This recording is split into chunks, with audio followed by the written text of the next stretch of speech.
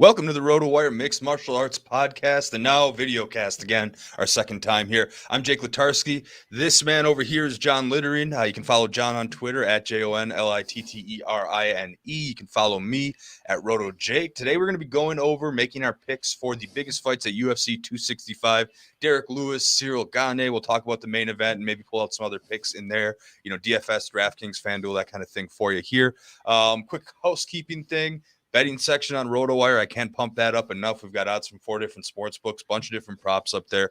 Let you sort. I love sorting by first round knockout, and I use that on the show a little bit later on here. So that's a cool thing to check out. And then, of course, Friday at 8 p.m. Eastern on the RotoWire YouTube channel. You can catch that on my Twitter. And anyway, Joe, Sean, and Chris are going to be back for Fight IQ. So they'll do a little more in-depth post-weigh-in show that goes from the very bottom of the prelims all the way to the top. But we're going to get you started with a nice little first look here. John, how's it going? I mean, since the last time we've talked, lots been going on. TJ Dillashaw came back and win. Sean Strickland looked pretty dang good, and he's already got another fight. Any stories jump out at you this week?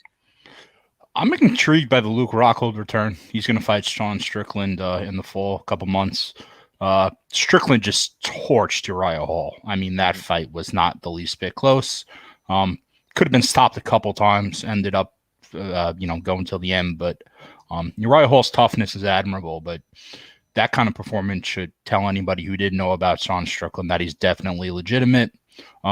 I would think he'd probably be favored over Luke Rockhold, given what we've seen from Strickland and how long Rockhold's been off. But I would say we'll see. Minus 200 or more, he'd be favored. Yeah, probably somewhere in there. I don't know. Some Vegas lines, have a bias towards, ex-champions and stuff. But yeah, I mean, considering what we've seen lately, I think Strickland should definitely be favored. Yeah. Maybe the name will give Rockhold a little steam. Rockhold's 36, and I think Rockhold has been permanently ruined by Yoel Romero. I don't think there's really any coming back from that. He doesn't look 36. Yeah, he doesn't. No, he does not. He could probably still do Calvin Klein ads if he didn't want to cage fight anymore. But no, that'll be a good fight. Dillashaw back. I mean, he'll be knocking on the door. Maybe I do give Dillashaw the Jan Sterling. Well, the Jan Sterling rematch just got announced. That was made official. Obviously, check out at RotoWire MMA on Twitter, and we get you all the latest updates of fight announcements and that kind of thing. But you think they'll just go ahead and give Dillashaw to the winner of that fight?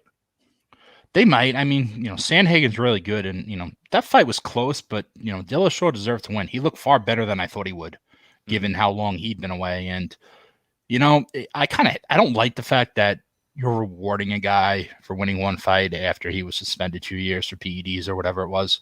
But we've said this a million times. We're going to say it again momentarily. The UFC, first and foremost, is a money-making organization. That is what they care about. If it's a fight they think will make money and draw pay-per-view buys, that's where they're going with it.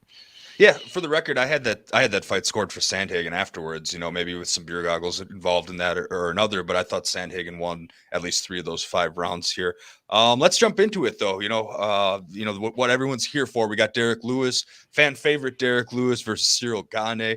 Gane is a massive favorite, minus 400, comeback on Lewis plus 300.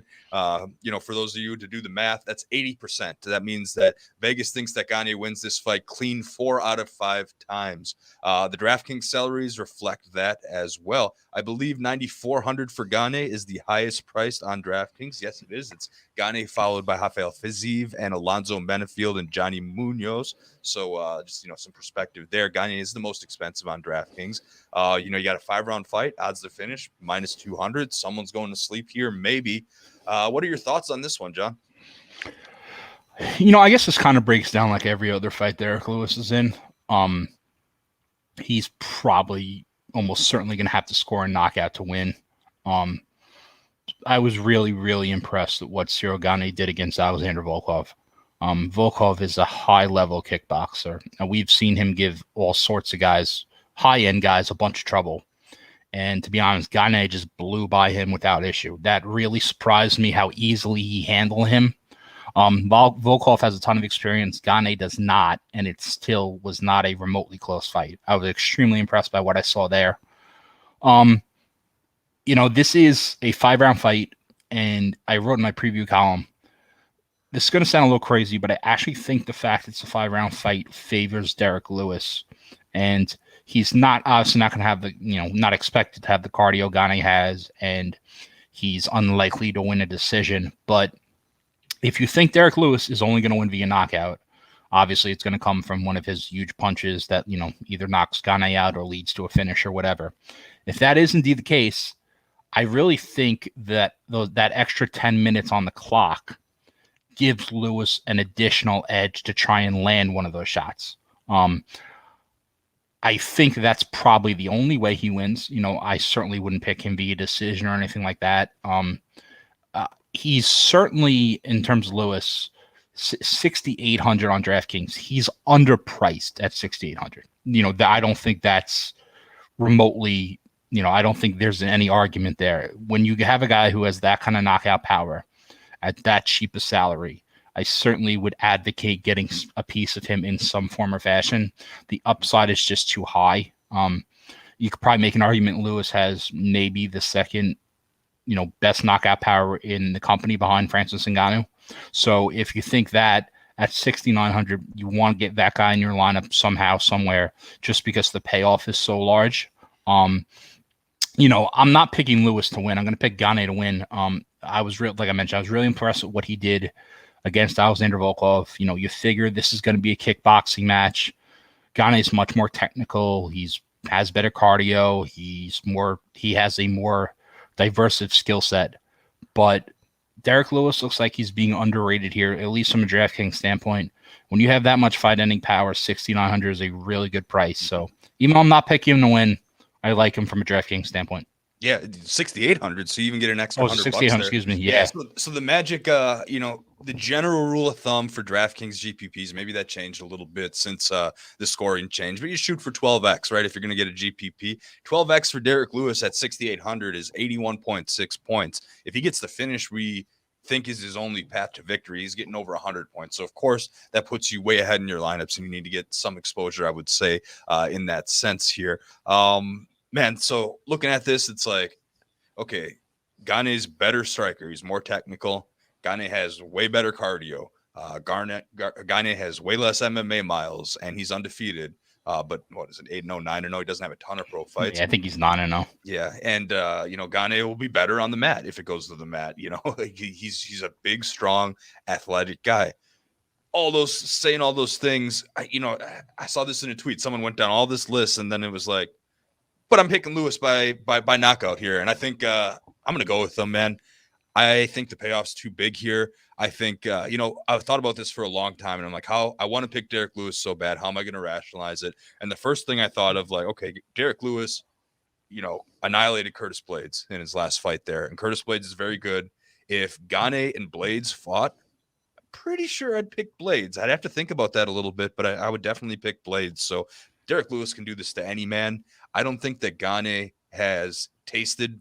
Maybe it's because he's so technically sound he can avoid the shots, but Gane hasn't tasted this kind of power, mostly because it's super rare. Now, Gane was able to get 5 rounds through with Jair Rosenstruik, Junior Dos Santos, I guess, past his prime to Junior Dos Santos. The Volkov win is good. And then before that, he kind of got fed a few cans here with his first few UFC fights. So on the other hand, Lewis has fought pretty much a murderer's row of the heavyweight division. Now, he's not winning every single one of these fights, but he's won his last 4. Some of those decisions were a little bit, maybe questionable early on. There's a split against Ivanov, the Latifi one. Some people think could have gone both ways. Lost to Dos Santos, lost to DC, has lost to Mark Hunt.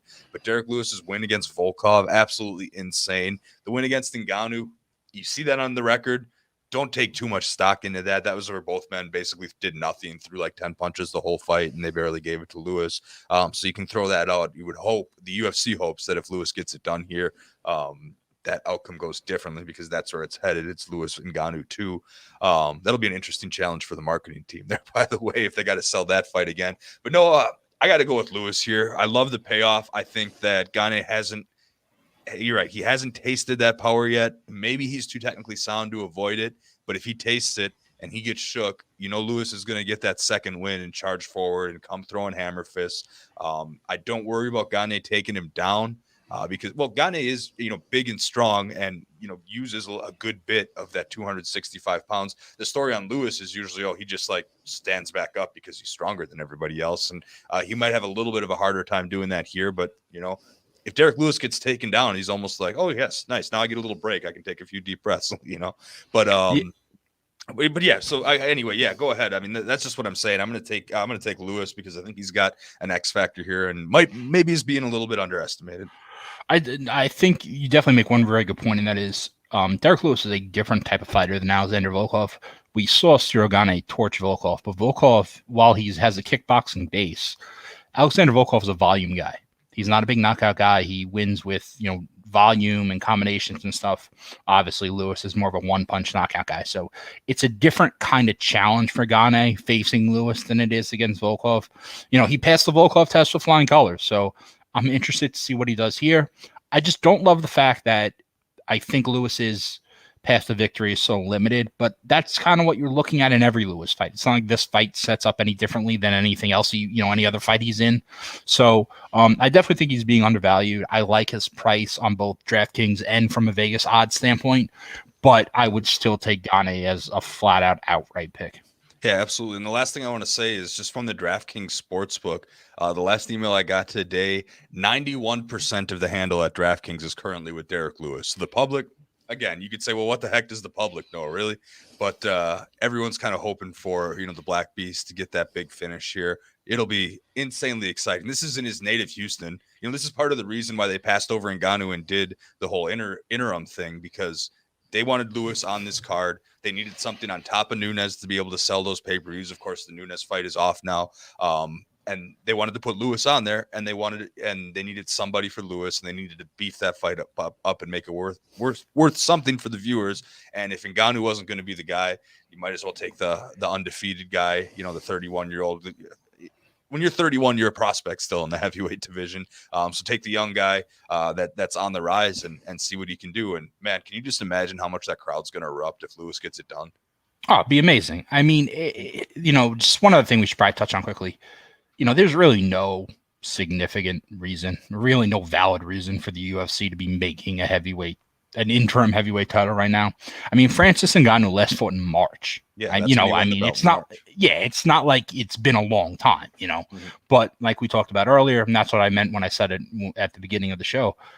The UFC is a money-making organization, and they're under the impression, and they're probably right, that putting Lewis in a title fight in his hometown of Houston will help sell tickets and pay-per-views. And like you mentioned earlier, Amanda Nunes, who's not going to compete on this card, who was originally scheduled to, has had a notoriously difficult time driving ratings when she has headline shows. So they were going to slide them into the co-main event. So if you look at it that way, the originally scheduled card, this makes sense as a main event. It just seems adding an interim title as far as the title picture itself is kind of unnecessary given the fact Ngannou just fought in March. Yeah, really, it's a negotiation tactic, and apparently one that they use a decent amount. They say, all right, Ngannou, we need you in July. Okay, I can't make July. All right, Ngannou, we need you in August, and if you don't, we're going to make an interim. Oh, I can't. Well, okay, interim it is. This apparently isn't all that uncommon. It's not fair, but it is what it is. It's the business here. So real quick, before we get to the co-main, going to pause 1 second for a word from our sponsors over at Blue Wire. And we're going to get in the co-main now. Jose Aldo, Pedro Munoz. DraftKings salary has Aldo at 8,600, Munoz 7,600. Vegas odds reflect similarly, only maybe a little bit tighter. Aldo's a minus 130 favorite at the sportsbook. Comeback on Munoz is plus 105. The odds to finish are plus 130. So we're most likely looking at a 3-round kickboxing match here, aren't we, John? Yeah, sounds about right to me. Jose Aldo has been an interesting story lately. He lost 3 straight fights from May 2019 to July 2020, so about a year ago. I thought he was a actual cut candidate at the time. The UFC has been trimming fat lately in terms of older fighters who, can't compete at the level they once did. I wasn't sure Aldo was going to get another chance. Not only did he get another chance, I'm pretty sure he got a contract extension too. And then he went on and easily took care of Marlon Vera last December. Jose Aldo is going to be 35 years old next month. He's not the guy he was in his prime when he was widely considered probably the best pound-for-pound fighter in the world, if not the best, certainly in the top 2 or 3. But I don't think he's lost as much in terms of skills as some people think he has.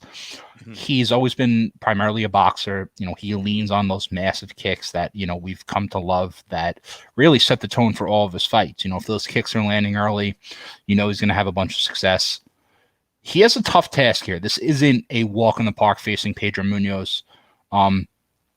Munoz lost back-to-back fights to Frankie Edgar and Aljamain Sterling, but he fought again this past February and took care of Jimmy Rivera, who was tough and underrated. Munoz looked good in that fight. Ultimately, I landed on Aldo simply because I think Aldo has the ability to use Munoz's aggressiveness against him. Munoz is one of his greatest attributes is how he continues to push the pace.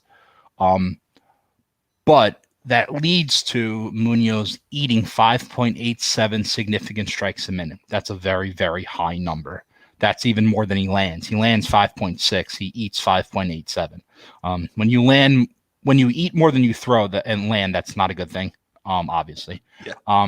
If you want to look at it from the flip side, Aldo eats just 3.52 significant strikes a minute. So you're looking at Munoz eating more than 2 more strikes a minute than Aldo.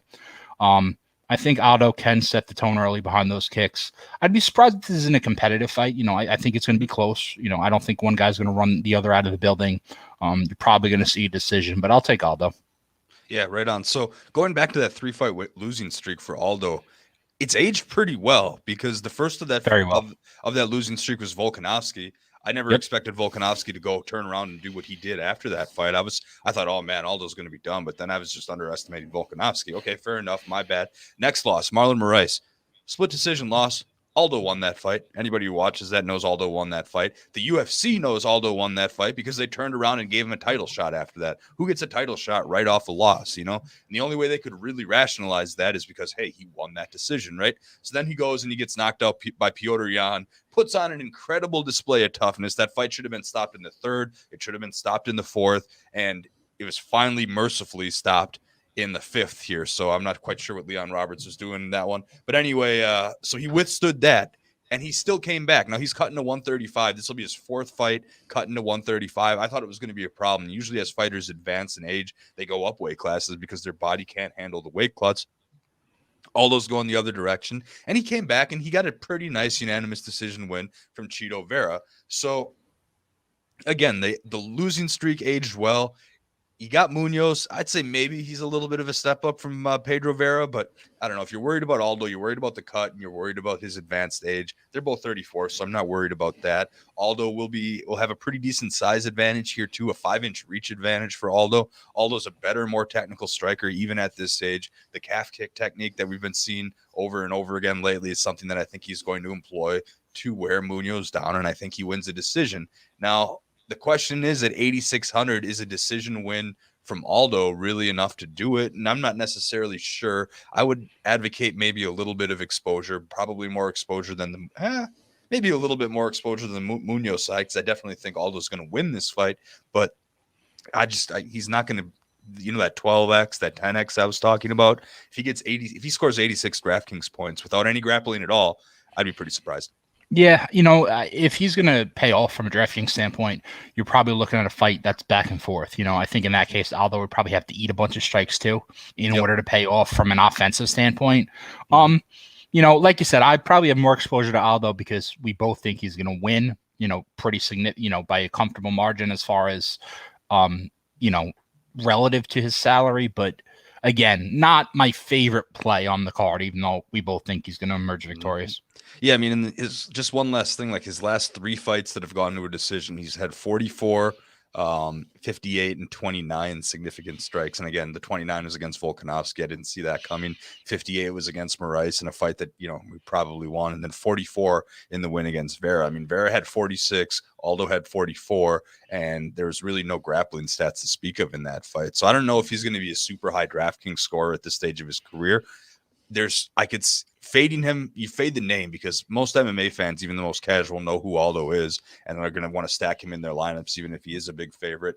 And so maybe I'm not going to straight up, like if I were in the casino, I'd much rather place a bet on him at -130 than to roll the dice on really high exposure at 8,600. I guess that's what I'm getting at.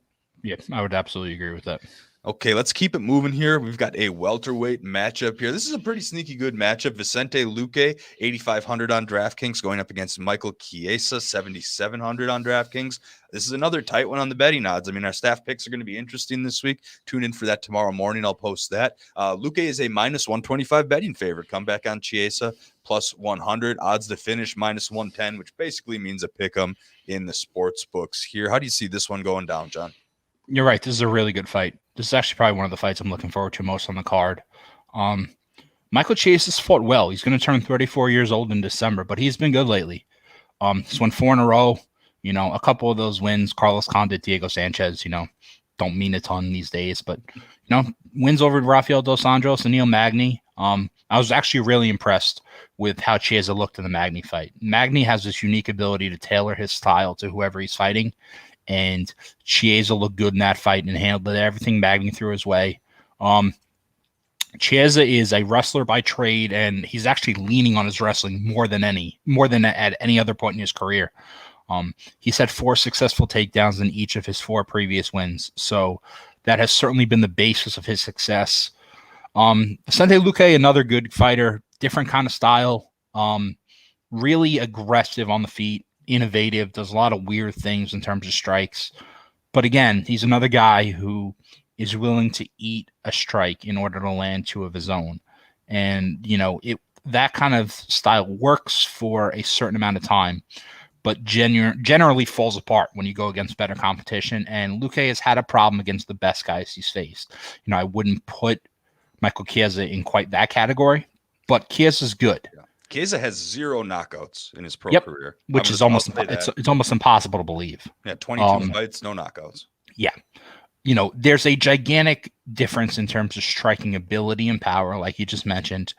And I am worried that Chiesa is a candidate to be overwhelmed on the feet. That worries me a little, but it actually worries me a lot.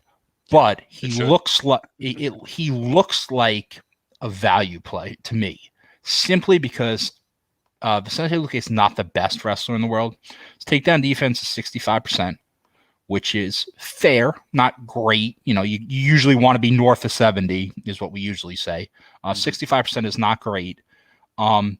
If Michael Chiesa, I can see a scenario when Chiesa scores a takedown in, I don't know, 2 of the 3 rounds, right? He scores a takedown in rounds 1 and 2 and kind of just grinds on Luque for an entire round. It's going to be boring. It's not going to be a visually pleasing experience, but I can see a scenario where that leads to a Chiesa decision victory.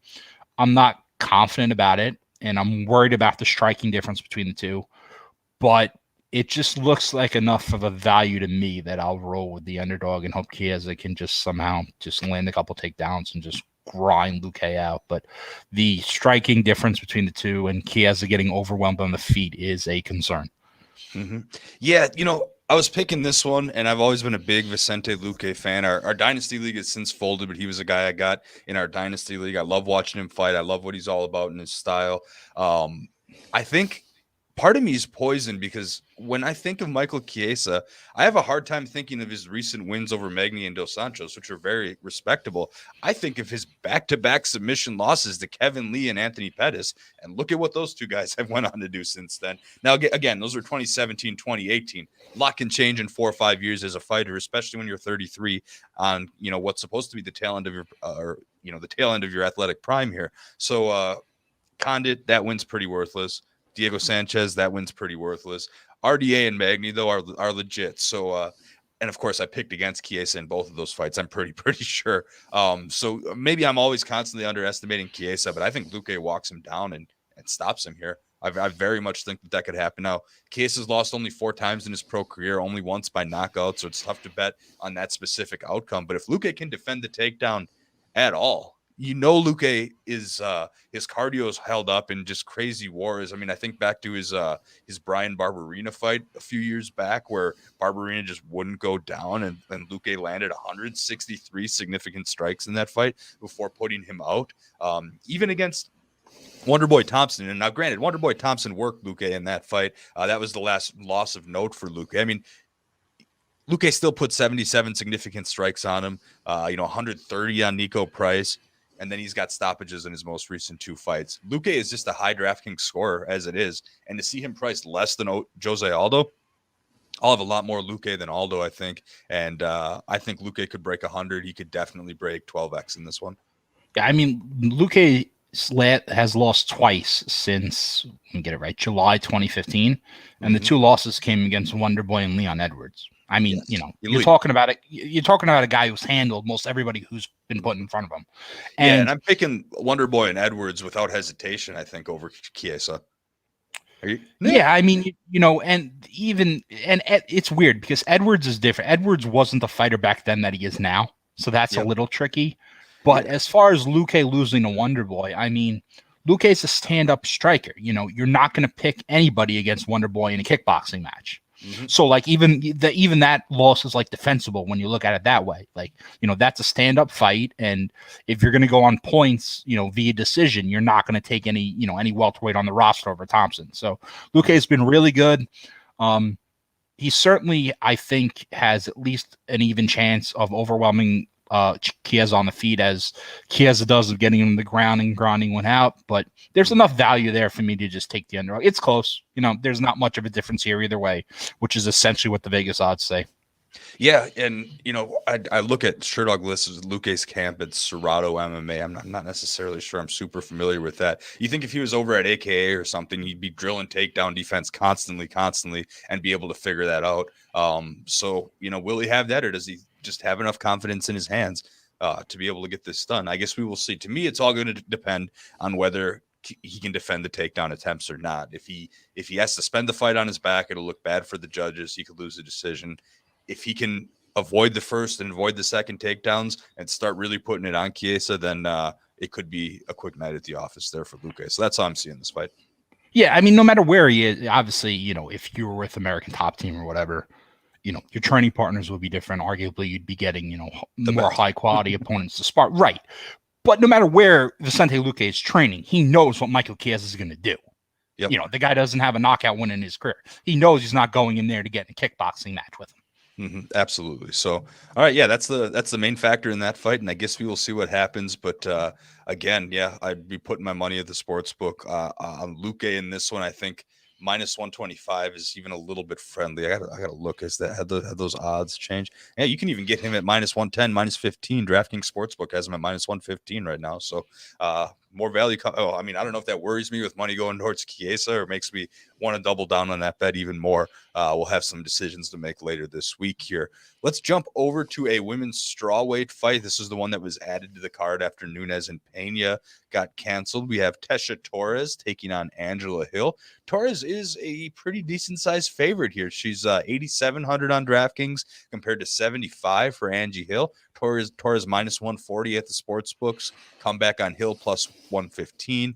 These women don't have a ton of knockouts at all combined, so understandably the odds to finish here are plus 240. What are your thoughts here on this one, John? Well, first of all, is that plus 240, even that doesn't seem right. I think like enough. No, it doesn't. No, I'd be pretty shocked if this fight ended in anything other than a decision. Angela Hill and Torres are two fighters whose skill set really mirror each other. They're both stand-up fighters with little knockout power. They both rely on volume and combinations and that kind of stuff. We should probably mention quick, these two fought way back in June 2015. It was a fight that was actually both their first official fights on the roster after coming off the Ultimate Fighter.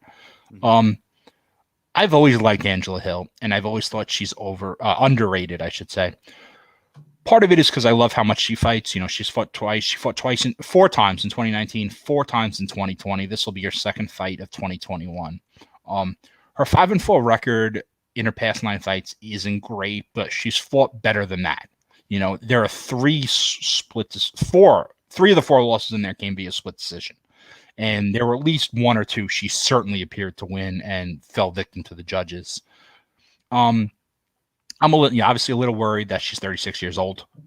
She's getting up there in age, but she keeps herself in great shape. She, considering her style of fighting, she should have at least a couple more years of, success. She looks cut, by the way. I mean, she's ripped. She's in terrific shape. Strictly research purposes, I checked out her Instagram a little bit this week, and she is just as cut as ever. She looks like she could be 24. She always is, and she's fighting an opponent in Tesha Torres who is another one who looked like she was done. She lost 4 straight fights from February 2018 to August 2019. She has since rebounded with wins over Brianna Van Buren and Sam Hughes. The Hughes fight was the most recent one. She won that via knockout, which was somehow the first knockout win of her career. That was the late notice replacement, right? They gave her a UFC debut. Yep. So I forget who it was, but somebody got canceled, and they just wanted to. She wanted to stay on the card. It's important to note that of Torres's 5 career losses, 4 of them have come against women who are either currently or former UFC women's strawweight champions. I mean, the 5 losses are Rose Namajunas, Joanna Jacek, Zhang Weili, and Jessica Andrade. So when she loses to the best there is. I'm a little surprised at the numbers here. This, for me, sets up more of a pick'em than as it looks in Torres's favor. Everything from the advanced statistics, everything you look at tells you these women are very evenly matched. The only one real difference is that Hill has a 4-inch reach edge, which, could certainly come into play in what is a projected to be a kickboxing match. I ultimately took Hill as an underdog only because I think she fights with a tad more physicality than Torres. She's a little more aggressive. There's a bit more there's a bit more, I don't want to say determination because that sounds negative towards Torres, but there's a bit more ferocity with the way she fights as opposed to Torres. And if you look at it, I think Torres is being slightly overvalued here. Yes, the losses she had coming against elite competition, but wins over Brianna Van Buren and Sam Hughes don't tell us much of anything. I like Hill's activity. I like how often she fights. She's fought 8 or 10 times since we've seen some other people fight, which is crazy. If you haven't fought in, 2 years, which some of these guys and women haven't, Hill's been in there 10 times since then. It's crazy. But so I ultimately rolled with Hill. It's just another case. I have more confidence in Hill here than I do Chiesa in the previous fight. Essentially, I picked both because I saw both as value, but I would have more confidence in Hill winning. Yeah, I'll start by saying I don't think I could ever take an $8,700 favorite in a fight that is plus 240 to go to the distance. I don't see myself, maybe I'll make 5-10 lineups or something for this card. I'm going to be out of town, so I don't get to watch it. So it's less fun to do lineups there. But so maybe I make 10 lineups. Okay. I don't think I'll put Torres in really any of them because I have a hard time seeing her hit even 10X in a decision here. Now, decent volume, 4.3 significant strikes landed per minute. Hasn't really used the wrestling a whole lot lately here. I want to look to see. I guess she took down Sam Hughes once. She was taken down twice by Van Buren. And then, that Sam Hughes takedown was her only takedown in her last 5 fights. So I don't think we can count on her to use the wrestling, especially when Angie sits here with a 76% takedown defense, which is more than respectable for Hill. So I got to say, I'm going to be with you here. I think that this fight stays standing, and Hill's going to be able to use her takedown defense and reach advantage to keep any wrestling attempts of Torres at bay. Torres is basically going to have to lunge forward, and Hill will kind of have to push her off like a matador. And then you look in terms of straight striking volume, 5.66 for Hill, mixed with that reach advantage. I think this is Hill's fight. Now she beat Yoder. Maybe in her recent fight, obviously Yoder looked like garbage last week. She was upset. Before that, Hill. Listen, I got nothing but love for Michelle Waterson on this show. Congratulate her for winning that fight. But, man, I don't really think she beat Angela Hill in that fight. So it's really close. And then the Delia one was a split decision. So Hill's fought some pretty elite women. I thought Hill won that fight, too. Yeah. I thought she won the Delia fight, too. So she's caught some tough breaks here. So the record doesn't tell the full story. You need to make sure you know that when you're taking a look there. So mixed with, I don't care about Hill's age. I think she's someone that's going to be able to fight till she's 40 if she wants to. She just looks like she's in that good a shape and doesn't seem to be slowing down here. I'm taking Hill as an underdog in this one, and I like Hill better than Chiesa, like you said. And I think I'll actually be pretty heavy on Hill because I think she can get to at least 10x. I think she's a good pick in cash games and GPPs because she can throw enough volume down there in 15 minutes. Yeah, and the other thing to mention is obviously no woman in the 115-pound division is big. That's why you're fighting at 115 pounds. But Torres is smaller than most. She's 5'1". Hill's 5'3". So you mentioned that wrestling isn't tiny tornado that comes from something. Wrestling isn't really a part of either of these two women's games, but it seemed to be especially difficult for Torres given the fact she's even at 5'1", she's smaller than, and even in a 115-pound division, she's smaller than most everybody she goes against. She would be probably, if the UFC had an atomweight division at like 105 pounds, she might even be small for that. Not many fighters on the UFC roster are 5'1". Yeah. So, yeah, exactly. That's a tough one. All right, so I think we're in agreement on that one with Hill. Bantamweight here. This one kicks off the pay-per-view. Yadong Song against Casey Kenney. This one's tough. I had to think about this one a long time because it is a pick'em. Kenney 8,200, Song 8,000. Kenney -115, comeback on Song -105. Would you read that? That's just because the sportsbook needs to make their money. This fight's a pick'em by all intents and purposes. Here, odds to finish +140. Maybe a little surprising for me, but I think I think Song's got some power, but Kenney's also tough and technical and will be difficult to put away. What do you think about this one? Kenney's been really good. Kenney has lost twice since joining the UFC. Those two defeats came in his most recent fight. He dropped a split decision to Dominic Cruz, former UFC champion. And his first loss of the company came against Merab Dvalishvili in a fight in which he allowed 12 takedowns. Now, with Khabib Nurmagomedov retired, there's like a legitimate argument to be made that Dvalishvili might be the best wrestler in the UFC at this point. If it's not him, it might be Islam Makhachev, but it's, if he's not, he's certainly in the top 2 or 3. I wouldn't be shocked if he wears a belt one day. I really loved Dvalishvili. Oh, he's good. And, it's not particularly entertaining to watch all the time because it's just takedown after takedown. Even if the first 10 don't land, there's an 11th, 12th, and 13th. But, getting taken down, our point is that getting taken down a bunch by him is not as, the end of the world. So I thought he looked pretty good in the Cruz fight. I thought Cruz won that fight probably, but it was close. Casey Kenney's been good. Certainly better than I think most people expected when he arrived on the scene. Going against, an opponent also who is no easy mark. Song is undefeated in his first 5 was undefeated in his first 5 UFC fights. He dropped unanimous decision to Kyler Phillips in his last fight, but when you look at Song, the one thing you look at is the upside. He's just 23 years old.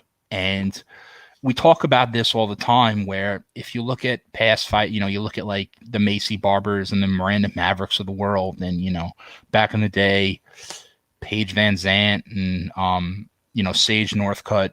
When you have fighters that age in the UFC, I don't want to say wins and losses don't matter because they do.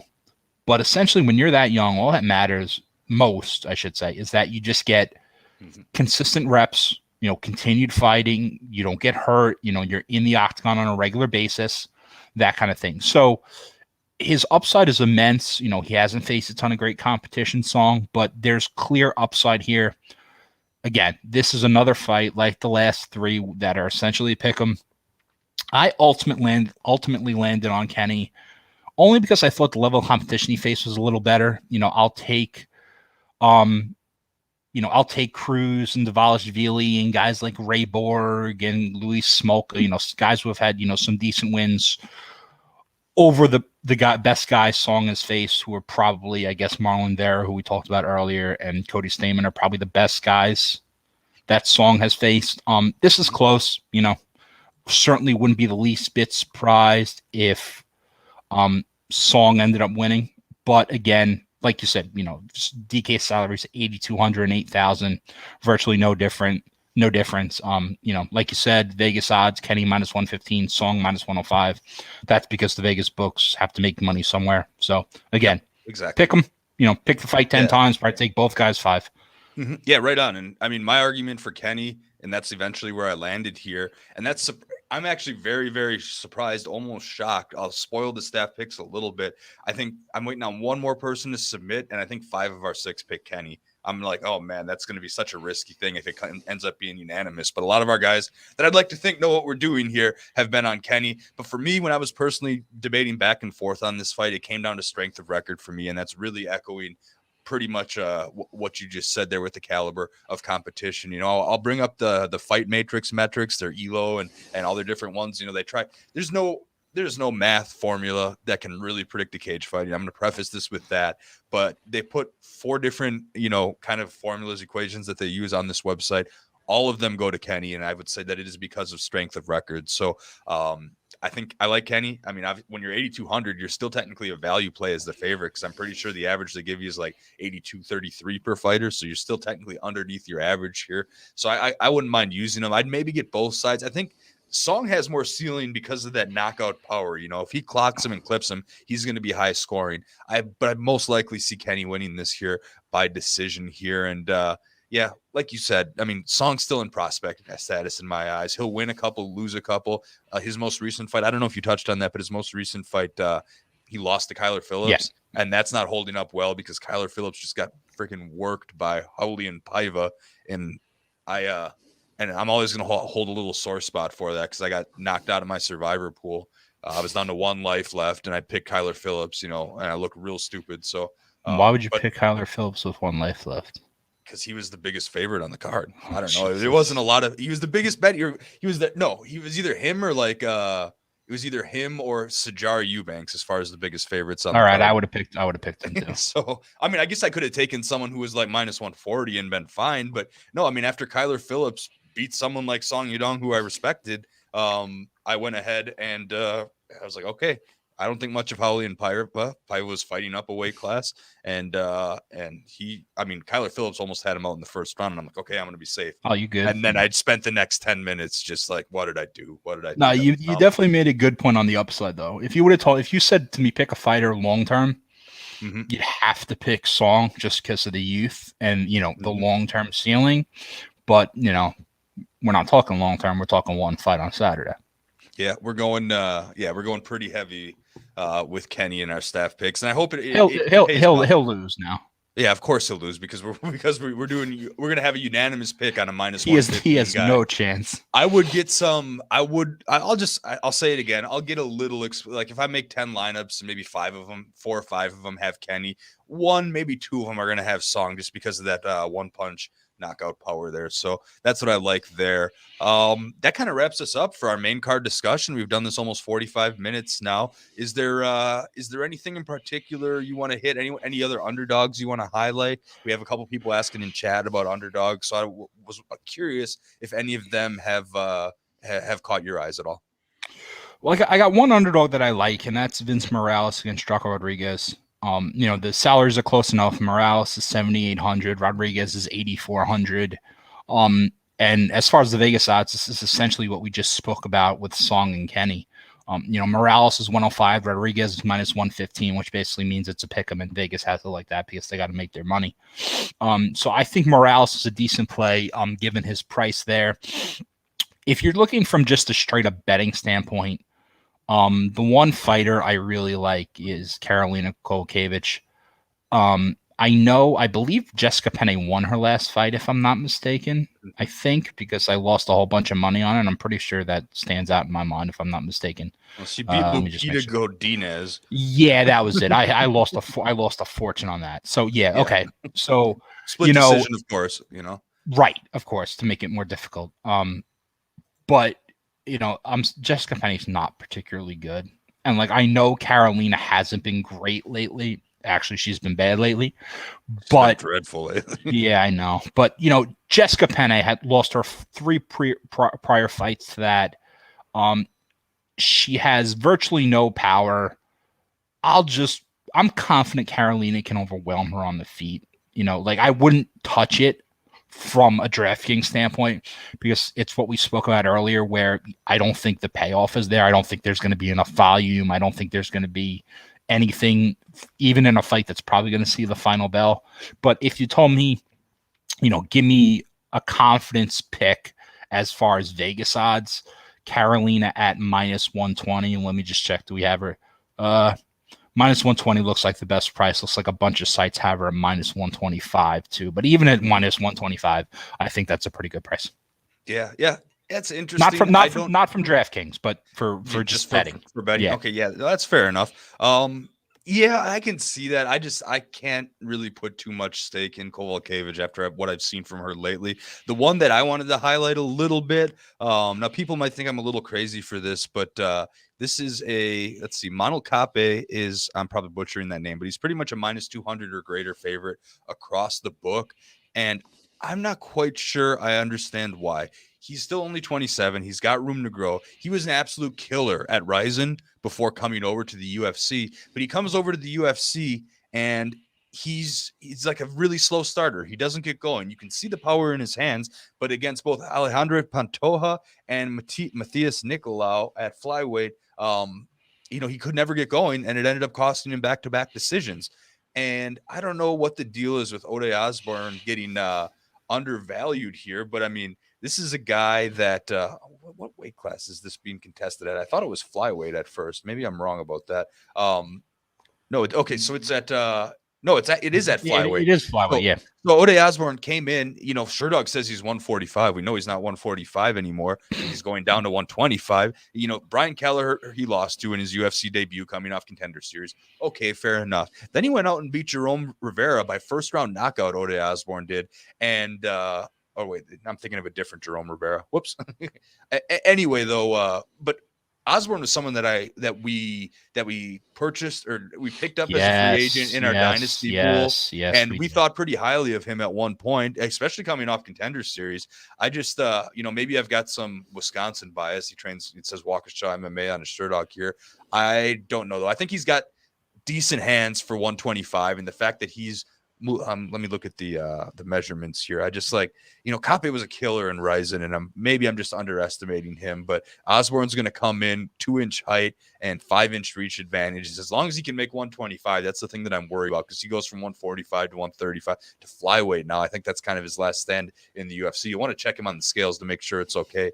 Osborne is someone I'd maybe think about because whatever Cape did overseas, I just haven't seen it here. I've seen a slow starter who doesn't seem to be quite as into it here. So, I guess I'm looking at Ode a little bit on an early prelims and probably putting him in a couple lineups because it's given me a bunch of flexibility to use some of the big favorites here. As far as big favorites, I do got to ask, you got any favorites for the Gone in 60-second bonus here? I can run the numbers here, but anyone you think's got that big knockout early coming? It's the most impossible thing to predict. I know I'm putting you on the spot. No, I mean, I guess I would probably just take two guys. I mean, I would probably just take Lewis and Luque.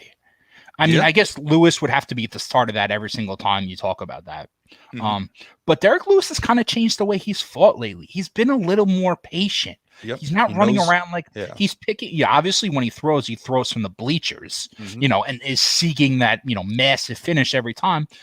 But he's let it come to him a little bit more. He's fought a little bit smarter, tried to pick his shots a little more. So, I don't know. They've been calculated sprints. It almost reminds me a little bit of Yoel Romero, who packed on so much muscle and cut so much weight that his cardio burnt out. So he would wait. Romero's last 3 or 4 UFC fights. That's what he did. Mm-hmm. He sat back and busted it for like 10 to 15 seconds at a time. Mm-hmm. And then he went back into his shell and then he did it again. Yep. That's kind of what it is. Starting to do that too. So for that reason, I don't know if I necessarily like him as the Gone in 60-second bonus. If I had to pick one, I was mentioning at the beginning of the show, we've got odds up on the DraftKings or from a bunch of sports books on the RotoWire sports betting site. That's rotowire.com/betting/MMA, or you can navigate from the main site here. But this late in fight week, we've got 3 sports books that have round 1 finish props in, and I'll read those in order. Alonzo Menefield has the best round 1 finish prop on the card at +200. Now, again, I'm jaded because like 2 editions of Survivor Pool ago, Alonzo Menefield knocked me out because he didn't get the first round knockout and then he got knocked out. A ton of early power. Again, you're laughing. You're like, why the heck are you picking these guys? It's like, well, you're picking. That's why you pick all the guys on the same card. Yeah. Oh no. So you get 3 fights per card, right? You get Oh, 3 okay. lives, I got and then you. you have to pick 3 fights per card. And if one of your guys loses, then you only get 2 lives. Then you only get 1 life, and then it goes. So then the big group of people. Make sure you get in the next one. It's a fun little pool to do. So I would have picked Menafield, like Mhm. with the question you just asked. Yeah, But like Ed Herman is just like the ultimate veteran. he's gritty. The guy has 40 fights and he's been knocked out 3 times. Like it takes like a truck to get like a Mack truck to get Ed Herman out of there.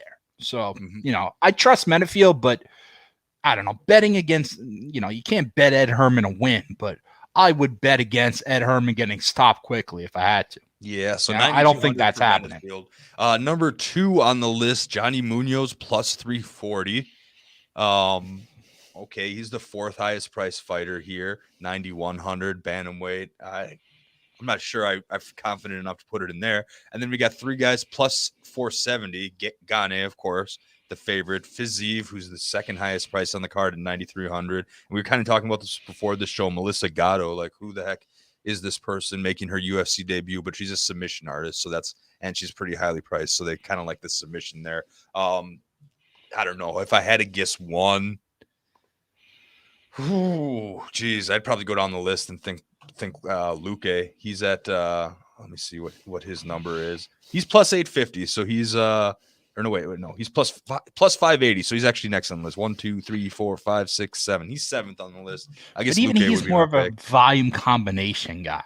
Like he's like, you're right though. It's by far the toughest thing to predict because every card, there are 12, 13 fights on every card.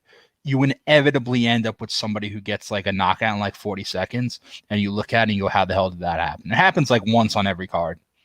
And like you could flip a coin 100 times, figure out who it is, but it's really anyone's guess. And actually, as far as the odds to finish, the Menafield fight, which we just mentioned with Ed Herman at minus 275 is the greatest. After that, it's the main event, which is minus 200. But on the whole, this is a card that has a lot of fights where it seems as if it's going to go a pretty decent amount of time. There aren't any other crazy fights where, Vegas thinks this is going to end quickly. Yeah, so naturally that means we're going to have like 9-10 finishes here because that's how it always is. Yeah. Every time you underestimate a card, that is like the golden rule of MMA. You underestimate a card, there ends up being a ton of awesome finishes here. Well, these sports books aren't, they're open because, they know what they're doing. Yes. Yeah, of course. But the betting favorite, I think the stat is the betting favorite only wins 60% of the time in MMA. God, there was one along was it last week's card? Was it last week's card where like the first 5 fights or something were all went to the underdog, or I don't know if it was last week. Yeah, something like that. Yep. Yeah, I remember I used Phil Rowe, and he was one of my high exposure underdogs last week, and then that paid off. But then all my favorites started losing, and it fell apart. It evens out very fast. You basically had to leave like $2,000 on the table to take a GPP in DraftKings last week. It was one of the more unique cards, and one that started with 15 fights ended up being 10, almost 9 by fight. I mean, things are getting crazy with the COVID stuff, and of course, we already lost Nunes on this card to COVID, and hopefully they rebook that fight soon, and we're gonna just knock on all the wood possible here. Oh, sorry if that hurt you in your headphones there. We're gonna knock on all the wood possible that this one stays together here. Any final thoughts? Are we good to wrap it up? No, we're good. This is a good card. Like we spoke or off the air earlier, you would think that a card took a dip because another type you lost a title fight, but like Nunes isn't drawing. Like I think everybody assumed she was going to blow Juliana Pena out of the water anyway. So like, sure, losing a title fight hurts, but like if you're losing a fight and you're calling an event that seems to have a preordained decision where, most everybody is, 99.9% sure how the thing's going to end, is it that big a deal? You might end up getting a fight in this place that's even better or more entertaining. Yeah. Well, for DraftKings players, do you really want a $9,800 Amanda Nunes in the pool? I mean, like, because she would have been a minus 2,000 favorite. Oh, yeah, you're going to get it. You're getting it. Every fight she and Valentina Shevchenko have, you are getting that until they fight each other. If they fight someone else, you're getting it. And so you spend 9,800 on Nunes, then that would shove Derrick Lewis's ownership up a ton because there's no there's no other underdogs that are that viable. Really. That's what would have been fun about it. Obviously we'll never know because the fight didn't happen and it got pulled before they put up the salaries. But it would have been interesting to see what it did to the other fights on the card. Who would have went up? Who would have went down? Things like that. Yeah, well, I think the salaries are kind of figured out independently, but definitely like the roster percentage when it comes to GPP, that's when it changes a ton. I would have guessed I'd have said Nunes at 9,800 probably. I mean, with the new scoring, I don't think I've seen anybody up over 10,000 lately, but I don't know. I could be wrong on that, but I mean, she would have been the highest. She would have been the highest price fighter on the card by a mile. Like that wouldn't have been remotely close. No doubt about that. Yeah, more than Cyril Gane for sure. Like when Shevchenko fights Lauren Murphy, I want to say, is that the next pay per view? I mean, Shevchenko is going to be the highest price fighter on the card by a million miles. It's not even going to be remotely close. Yeah. All right, so I think that's going to wrap it up for us. Thanks again to the handful of listeners that stuck through here with us. Thanks again to everybody participating in chat. Hope you guys like these videos. I definitely enjoy doing them with you, John, and hopefully we can keep this continued. And if you missed this on the video, hopefully you're catching this on the RotoWire MMA podcast feed, available on all your favorite podcast platforms. Hopefully you're catching that later, just in time to get you some early prep for UFC 265. So thanks again for listening. Once again, he's Jon Litterine. You can follow him on Twitter at JonLitterine.